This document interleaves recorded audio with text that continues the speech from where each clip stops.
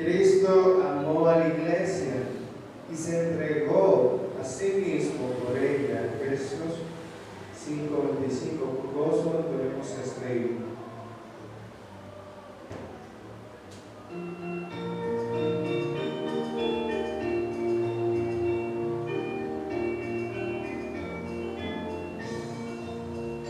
En la iglesia la gloria es para Él, para Él, para Él. En la iglesia la gloria es para Él, ahora y por la eternidad. Para Él, para Él, para Él, para Él. En la iglesia la gloria es para Él, ahora y por la eternidad. En mi vida la gloria es para Él, para Él, para Él. En mi vida la gloria es para Él, ahora y por la eternidad. Para Él, para Él, para Él, para Él. En mi vida la gloria es para Él, ahora y por la eternidad.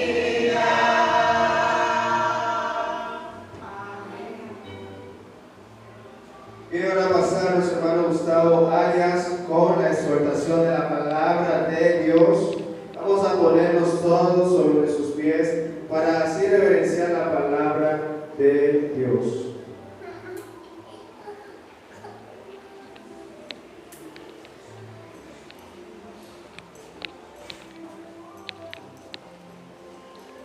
Bueno, hermanos, Dios les bendiga. Vamos a orar. Padre, gracias por esta oportunidad que tú nos concedes de predicar tu palabra, Señor. Ayúdanos, Dios amado, necesitamos de tu fuerza, de tu auxilio, Dios. Danos aliento, Padre, y ayúdanos a predicar con el denuedo y la claridad que solamente tú te lo mereces, Señor. Ayúdanos a darte a conocer, Padre. En nombre de Jesucristo, tu Hijo amado. Amén. Hermanos, pueden sentarse, por favor. Vamos a seguir en la serie del libro de Jonás. La semana pasada vimos la introducción del capítulo 1. Vimos cómo Dios le ordenó a Jonás que fuera a Nínive. Jonás pagó un pasaje a Tarsis en oposición a la voluntad del Señor. Allí el Señor levanta una tormenta. Jonás es preocupado, es despertado. Y Jonás prefiere lanzarse al mar antes que ir a Nínive. Jonás creía que lanzándose al mar escaparía de hacer la voluntad de Dios. Pero el capítulo 1, en el verso 17, termina diciendo: pero Jehová tenía preparado un gran pez que tragase a Jonás. Y estuvo Jonás en el vientre del pez 3 días y 3 noches. También vimos, hermanos, que Dios en su soberanía usa aún el mal para cumplir sus propósitos. Por ejemplo, Jonás estaba en desobediencia. Eso está mal, ¿verdad? Pero en esa desobediencia, los marineros recibieron el mensaje del Señor y terminaron adorando al Señor. El verso 16 dice: y temieron, capítulo 1, y temieron aquellos hombres a Jehová con gran temor, y ofrecieron sacrificio a Jehová e hicieron votos. En otras palabras, se convirtieron. ¿Y cuál fue el instrumento que usó para la conversión de ellos? Jonás. en su desobediencia, Dios lo usó para bien. Todas las cosas, hermanos, todo, Dios lo usa para cumplir sus designios. Nosotros no entendemos de completo eso, pero vemos que a Dios no se le escapa nada. Hoy nos toca el capítulo 2. Nuestra Biblia está subtitulado Oración de Jonás, pero quisiéramos predicar bajo el tema Jonás se somete a la voluntad de Dios. Jonás se somete a la voluntad de Dios.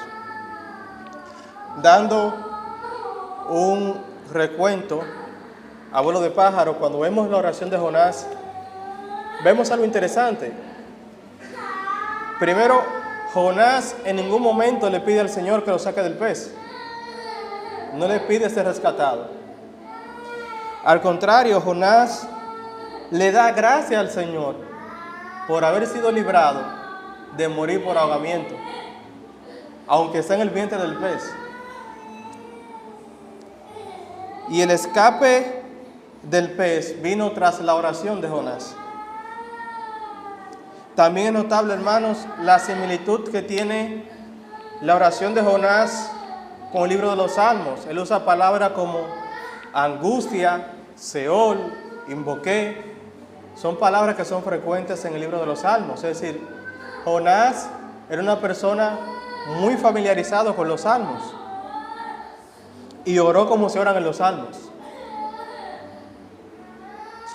La oración de Jonás también, hermanos, es un ejemplo del arrepentimiento futuro que tendrá Israel. Por ejemplo, Israel fue llamado para ser un ejemplo a todas las naciones.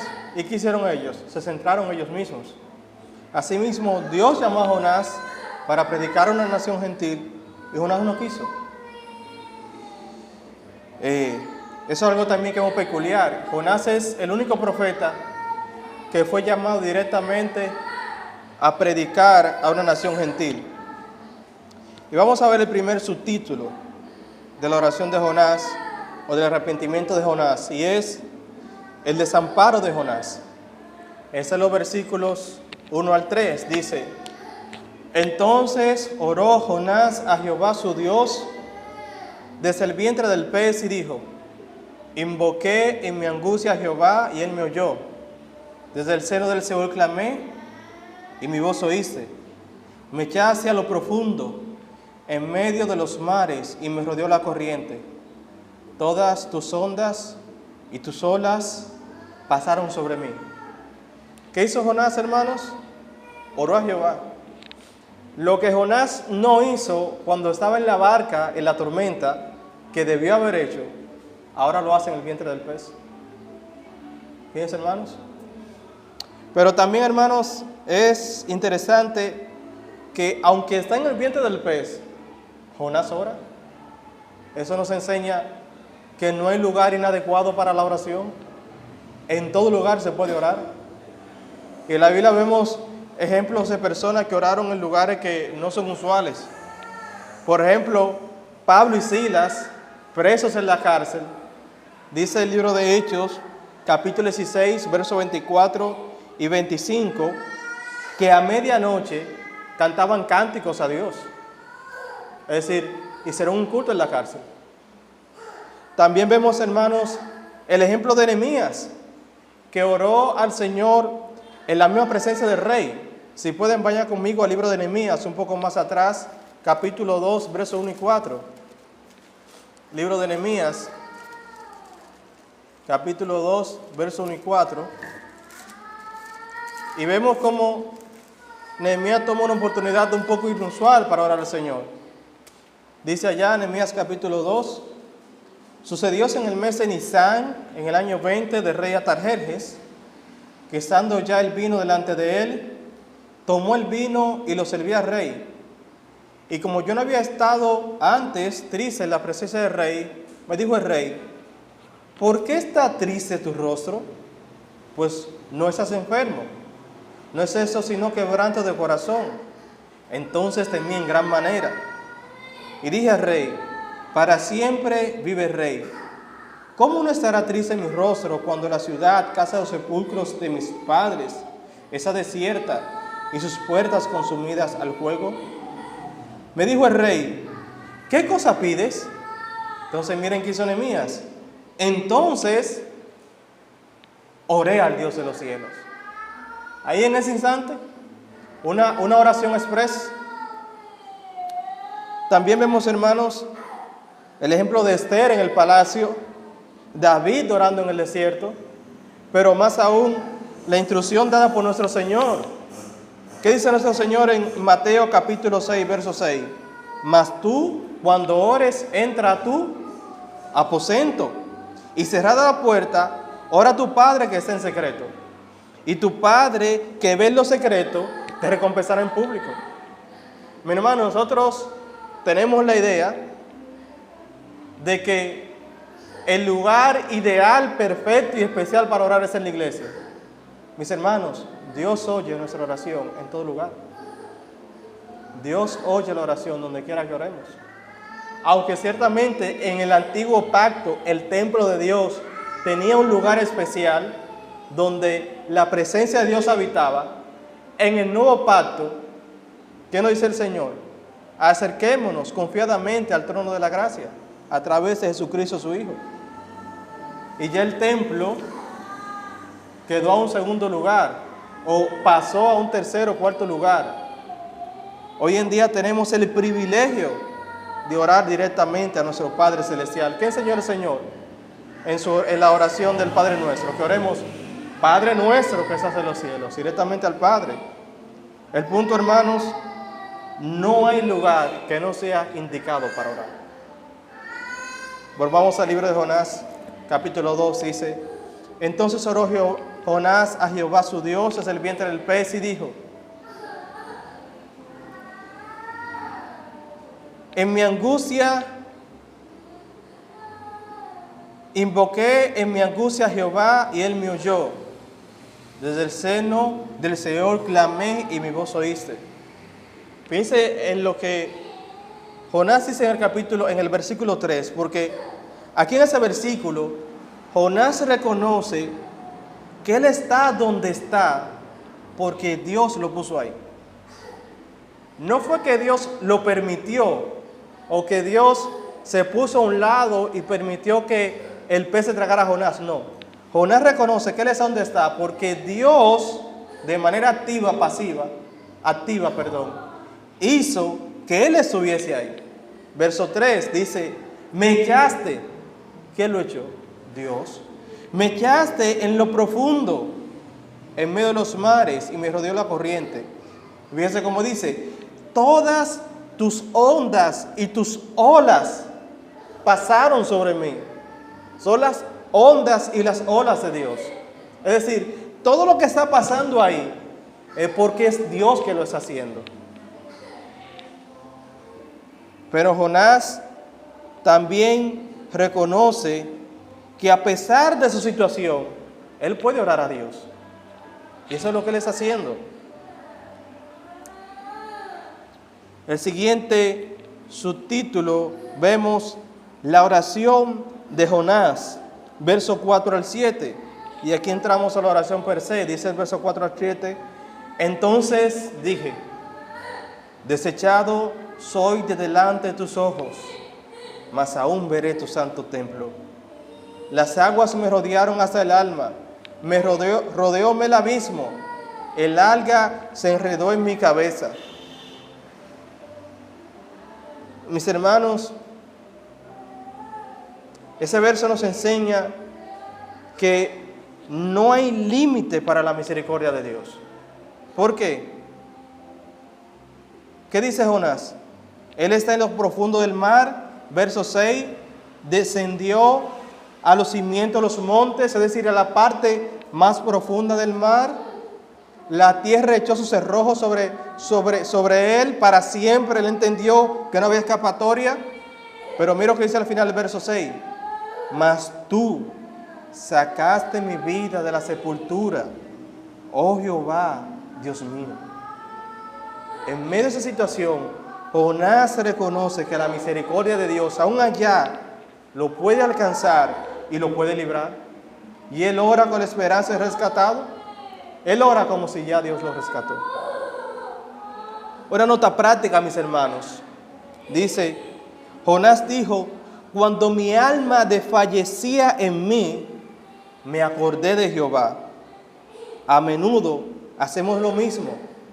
Cuando todo nos va bien, tendemos a olvidarnos de Dios. Pero cuando no hay esperanza, entonces ahí clamamos a Él. Hermanos, no hay que esperar a estar en una situación desesperanzadora para clamar al Señor, para orar al Señor.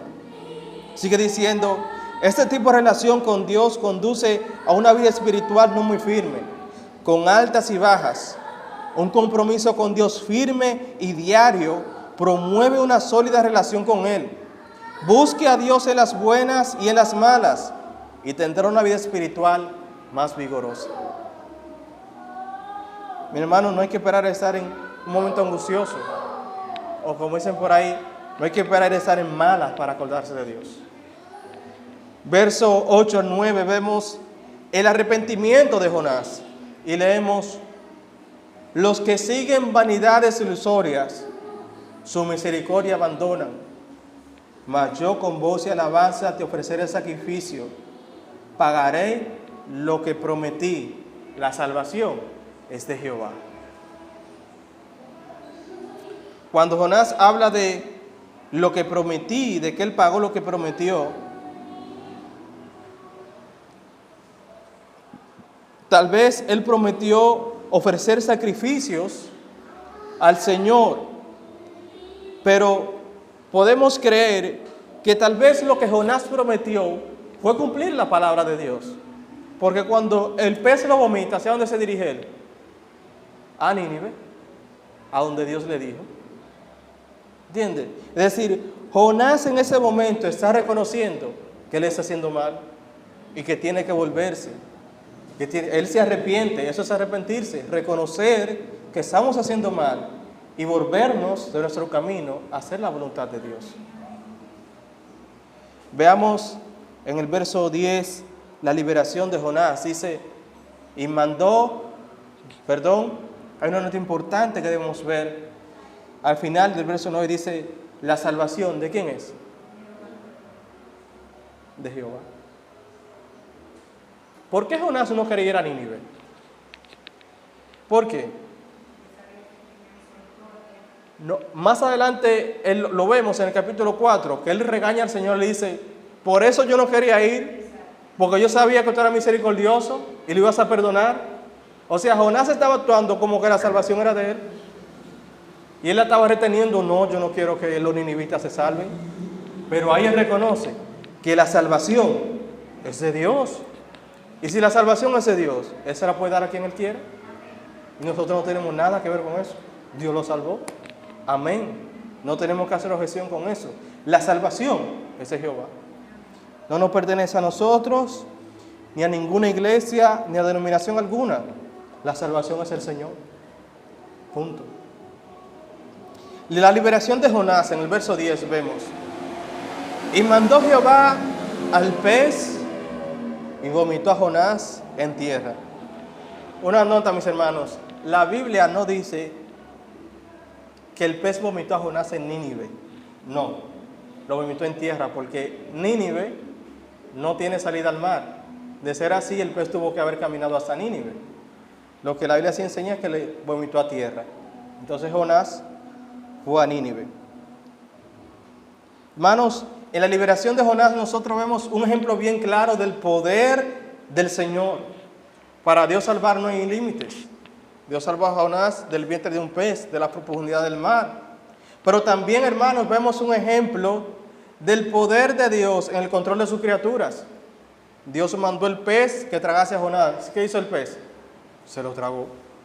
Pero ahora manda al pez que vomite a Jonás. ¿Y qué hace el pez? Lo vomita. Y lo vomita en tierra. Pero también, hermanos, vemos un ejemplo de la soberanía de Dios en los hombres. Jonás no quería ir a Nínive. ¿Y ahora? ¿Para dónde quiere ir?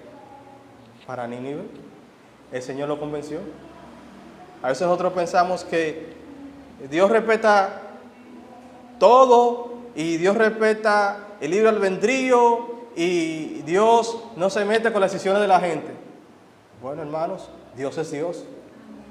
Y Él tiene toda la libertad para cambiar a los hombres. Él lo hizo con Jonás, que usa unos medios diferentes, con otros usa un medio, con otros usa otro medio. Pero el punto es que al fin y al cabo se va a hacer la voluntad de Dios. Y punto. La voluntad de Dios es la que se va a hacer y no la nuestra. Mis hermanos, Jonás nos muestra varias cosas que debemos aprender, poner en práctica. Primero, que la presencia de Dios está en todas partes. En todas partes. ¿A dónde quiso ir Jonás? ¿Lejos de qué? De la presencia de Dios. Eso lo vimos en el capítulo 1. Él pagó ese pasaje porque quiso huir lejos de la presencia de Dios. Pero en el vientre del gran pez, en la profundidad del mar, ¿no se supone que le estaba más lejos? ¿Qué hizo? Clamó a Dios y Dios lo escuchó. Es decir, ahí él entendió que Dios podía escucharlo en el fondo del mar. Ahí él pudo entender que la presencia de Dios no estaba limitada a Jerusalén o al templo, o a la iglesia, no. Y si él oró, hermanos, es porque creía que Dios lo escuchaba. Y para creer que Dios lo escuchaba es porque Dios está ahí. La presencia de Dios, hermanos, no tiene límites de lugar ni de espacio. Dios escuchó en el fondo del océano, lejos del templo. Segundo, nos enseña la soberanía de Dios sobre sus criaturas. Ya lo vimos, sobre el pez. También nos enseña la soberanía de Dios sobre su creación. Dios mandó la tormenta y cuando Él quiso cesó la tormenta. También, hermanos, nos enseña la soberanía de Dios sobre los hombres. Jonás no quiso ir a Nínive y ahora ¿para dónde él va? Va para Nínive. Hay un caso muy parecido, un caso similar a Jeremías. Jeremías en cierto momento no quiso predicar la palabra de Dios. Jeremías capítulo 20, vayan conmigo, un poco más atrás. Jeremías capítulo 20, verso 7. Jeremías no quiso predicar la palabra de Dios porque donde quiera que él abría la boca era violencia. O lo lastimaban a él, lo agredían, lo golpeaban. Y él decía, pero cada que yo abro la boca es para juicio. Cada que Dios me manda a hablar, me manda a hablar para juicio. Entonces no voy a hablar. No voy a hablar. Jeremías capítulo 20, verso 7. Miren cómo él dice. Lamento de Jeremías. Jeremías capítulo 20, verso 7 dice: me sedujiste, oh Jehová, y fui seducido. Más fuerte fuiste que yo, y me venciste. Cada día he sido escarnecido. Cada cual se burla de mí. Es decir, me agolpean, me relajan. Por cuantas veces hablo, doy voces, grito violencia, destrucción. Porque la palabra de Jehová me ha sido para afrenta y escarnio cada día. Es decir, cada vez que yo hablo hay un problema. ¿Qué dice él entonces? Verso 9. Y dije, no me acordaré más de él. Es decir, me voy a olvidar de Dios. No voy a hablar más la palabra de Dios. Ni hablaré más en su nombre. No voy a hablar. Ahora mira lo que hace Dios. ¿Qué hace Dios? Cruza los brazos y dice, está bien, Jeremías, como tú quieras. Verso 7, verso 9. No obstante, había en mi corazón como un fuego ardiente metido en mis huesos. Y aún así él trató de resistirlo. Dice, traté de sufrirlo y no pude. ¿Qué tuve que hacer al final? Hablar la palabra de Dios, lo que Dios quiso. Mis hermanos, Dios es soberano y se va a hacer en ese mundo. Ese mundo es el mundo de Él. Y aquí se va a hacer lo que Él diga. Punto. Punto. Nota práctica, mis hermanos. Nosotros señalamos mucho a Jonás y lo golpeamos. Jonás, un profeta rebelde, no quiso escuchar la palabra de Dios, no quiso obedecer la palabra de Dios, no quiso predicar a Nínive. Pero mis hermanos, nosotros estamos en una rebeldía más grande que la de Jonás. ¿Sí? Así mismo. Estamos en una rebeldía más grande que la de Jonás. ¿Por qué? Tenemos una encomienda mayor y un mensaje mayor que Jonás. Y nosotros no cumplimos como deberíamos cumplirlo. El Señor dice en Marcos capítulo 16, verso 15, id por todo el mundo y predicad el evangelio a toda criatura. El que creyere y fuera bautizado será salvo, mas el que no creyere será condenado. ¿Cumplimos nosotros la comisión como deberíamos de cumplirla? No. Jonás no quería que Nínive se salvara, pero nosotros vemos cada día como las personas se van al infierno necesitando el mensaje y nosotros no callamos. No le damos el mensaje de salvación. Dice el libro de Romanos capítulo 10, verso 13 al 15, porque todo aquel que invocare el nombre del Señor será salvo. Pero hace la pregunta, ¿cómo pues invocarán a aquel en el cual no han creído? ¿Y cómo creerán en aquel de quien no han oído? ¿Y cómo oirán sin haber quien les predique? ¿Y cómo predicarán si no fueren enviados? Como es escrito, cuán hermosos son los pies de los que anuncian la paz, de los que anuncian buenas nuevas. Hoy se ha difundido mucho la idea, yo no predico con la boca, pero lo hago con el testimonio. ¿Qué significa eso, mi hermano? Eso no dice nada. ¿Qué dice las Escrituras? ¿Cómo creerán de aquel de quien no han oído? ¿Y cómo irán sin haber quien les predique? ¿Qué dice nuestro testimonio? Que quizás somos buenos vecinos, pero ¿va a reconocer una persona su pecado por nuestro testimonio? ¿Va a escuchar el mensaje de arrepentimiento y de salvación por nuestro testimonio? No, mis hermanos. Eso hay que decírselo. Eso hay que decírselo. Mis hermanos, estamos como los dos leprosos que narra las Escrituras en el libro de Segunda de Reyes, capítulo 7. Ahí vemos una historia muy interesante. Segunda de Reyes, capítulo 7. Vayan conmigo, que el tiempo nos apremia. Miren, mis hermanos, Segunda de Reyes, capítulo 7. Vemos una historia que nos atañe a nosotros. Capítulo 7, verso 9.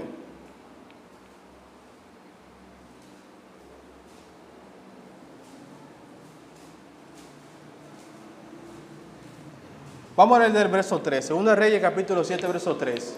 El contexto es este. Israel está rodeado por Asiria. La gente se está muriendo de hambre. Y en la puerta de la ciudad hay dos leprosos. Ellos dicen, bueno, si entramos a la ciudad no vamos a morir de hambre. Si nos quedamos aquí no morimos. Vamos al campamento de los asirios y si ellos quieren que nos perdonen la vida y así vivimos, porque como quiera no vamos a morir. Verso 3 dice, había en la entrada de la puerta 4 hombres leprosos, los cuales dijeron el uno al otro, ¿para qué nos cesamos aquí hasta que muramos? Si tratamos de entrar en la ciudad, por el hambre que hay en la ciudad moriremos en ella. Y si nos quedamos aquí, también moriremos. Vamos pues ahora y pasemos al campamento de los sirios. Si ellos nos dieren la vida, viviremos. Y si nos dieren la muerte, moriremos. Empatan. Se levantaron pues al anochecer para ir al campamento de los asirios. Y llegando a la entrada del campamento de los sirios, no había allí nadie. Porque Jehová había hecho que en el campamento de los sirios se oyese estruendo de carros, ruido de caballos y estrépito de gran ejército. Y se dijeron unos a otros, he aquí, el rey de Israel ha tomado a sueldo contra nosotros a los reyes de los heteos y a los reyes de los egipcios, para que venga contra nosotros. Y así se levantaron y huyeron al anochecer, los asirios, ¿verdad? Abandonaron sus tiendas, sus caballos, sus asnos, el campamento como estaba, y habían huido para salvar sus vidas. Cuando los leprosos llegaron a la entrada del campamento, entraron en una tienda y comieron y bebieron. Y tomaron de allí plata y oro y vestidos. Y fueron y lo escondieron. Y vueltos entraron en otra tienda. Y de allí también tomaron y fueron y lo escondieron. Luego se dijeron el uno al otro, no estamos haciendo bien. ¿Por qué no están haciendo bien? Hoy es día de buena nueva y nosotros callamos. ¿Qué está pasando, mis hermanos? Ellos se están llenando la barriga y la gente en el pueblo se está muriendo de hambre. Y ellos, en vez de dar el anuncio para que la gente no se muera, lo que se preocupan es por tomar todo lo que ellos pueden. Y si esperamos hasta el amanecer, nos alcanzará nuestra maldad. Vamos pues ahora y entremos y demos la nueva en casa del Rey. Mis hermanos, tú y yo tenemos un mensaje que la gente lo necesita. Y se están perdiendo por no escuchar ese mensaje. Nosotros venimos aquí los domingos, los días de semana, y nos llenamos de la palabra del Señor como los leprosos. Y ambiciosamente nos quedamos con ese mensaje. Dios nos pedirá cuenta por eso. Dios nos pedirá cuenta por eso. También, mis hermanos, otro punto práctico es, Jonás tuvo la oportunidad de arrepentirse, pero la salvación, ¿de quién es? De Dios. Mis hermanos, y también si un amigo va a escuchar ese mensaje que está siendo grabado, la misericordia de Dios es infinita, es eterna, pero Dios puede cerrar la puerta de su misericordia cuando Él le plazca, porque su salvación es de Él. Dice las Escrituras en el libro de Hebreos capítulo 3, verso 15. Entre tanto que se dice, si oyeres hoy su voz, no endurezcas tu corazón. Hoy, no lo endurezcas. Las Sagradas Escrituras también dicen en Hebreos capítulo 9, verso 27, que se ha establecido para los hombres que mueran una vez y después de esto, ¿qué hay? El juicio. El rico en el Seol se arrepintió y clamó, pero ya no había oportunidad. La parábola de 10 vírgenes, las insensatas, clamaron que le abran, pero ya era muy tarde. Mis hermanos, la salvación es del Señor, pero por eso mismo, porque Él es del Señor, cuando Él lo ofrece, hay que aprovecharlo. Así que, mis hermanos, Dios les bendiga y hasta aquí